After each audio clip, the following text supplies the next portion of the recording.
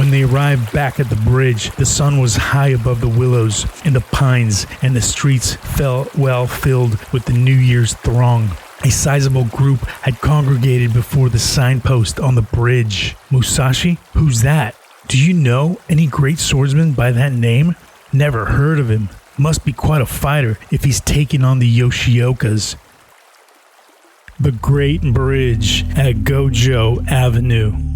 The Yoshiokas have posted the time, the date, the location of their bout in this new year. So Musashi goes to the bridge. Everybody kind of convenes at that spot. The Yoshiokas, Kojuro, Osugi, Akimi, Jotaro, and yes, the Otsu. So Musashi's first encounters with Akimi. She also takes up his time at the bridge, and that's where we pick up this story. I'm going to read a little bit about one of the themes within the book, where you will constantly see the reality of people.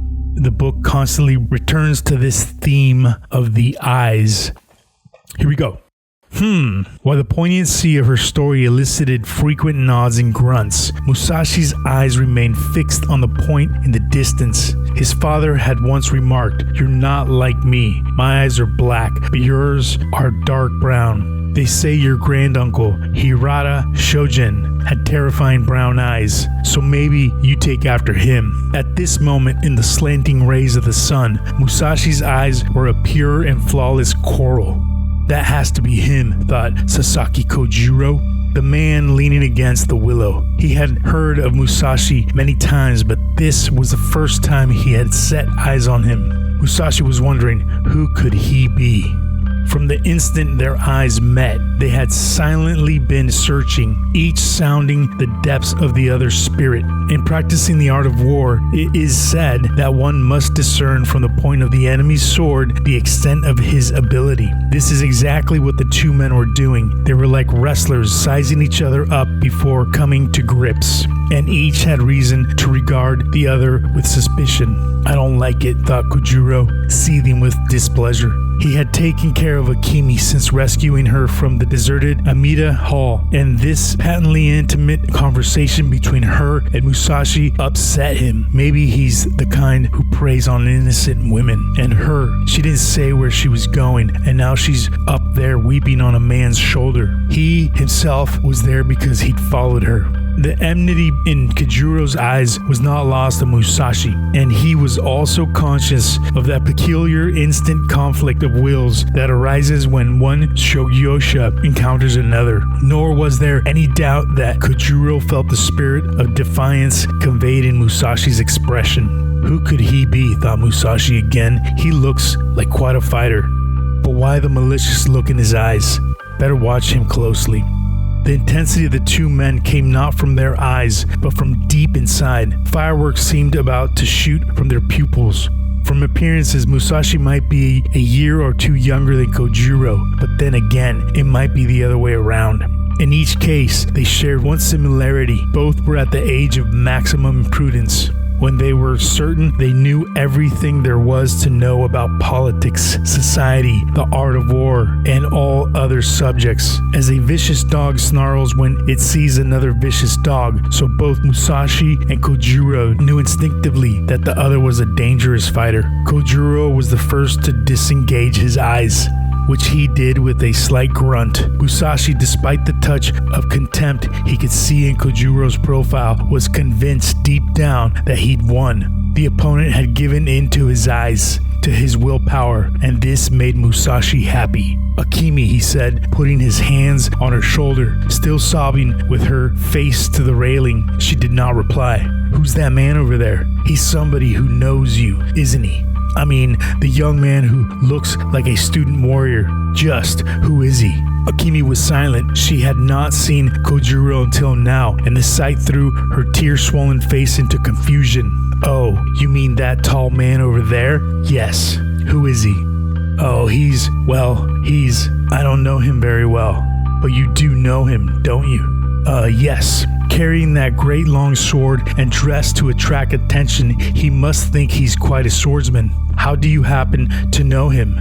A few days ago, Akimi said quickly, I was bitten by a dog and the bleeding wouldn't stop, so I went to a doctor in the place where he happened to be staying. He's been looking after me the past few days. In other words, you're living in the same house with him? Yes. Well, I'm living there, but it doesn't mean anything. There's nothing between us. She spoke with more force now. In that case, I suppose you don't know much about him. Do you know his name? His name is Sasaki Kojuro. He's also called Ganryu. Ganryu. He had heard that name before. Though not exceptionally famous, it was known among the warriors in a number of provinces. He was younger than Musashi had imagined him to be. He took another look at him. An odd thing happened then. A pair of dimples appeared in Kojuro's cheeks. Musashi smiled back. Yet, this silent communication was not full of peaceful light and friendship, like the smile exchanged between the Buddha and his disciple Ananda as they rubbed flowers between their fingers. In Kojuro's smile were both a challenging jeer and an element of irony. Musashi's smile not only accepted Kojuro's challenge but conveyed a fierce will to fight. Whew, yeah, that's, you can tell a lot from a person's eyes, right? As the song goes, you can't hide your lion eyes. So yeah, the eyes convey the truth. The truth is in the eyes, and how the eyes tell you exactly what you need to know. Whether you are talking to somebody or not, you can always tell by a person's eyes as to what is happening within them. Another important part of the book, I would say, is if you remember in the opening chapters that Musashi is referred to as a fish after the Sekigahara battle. But here we go.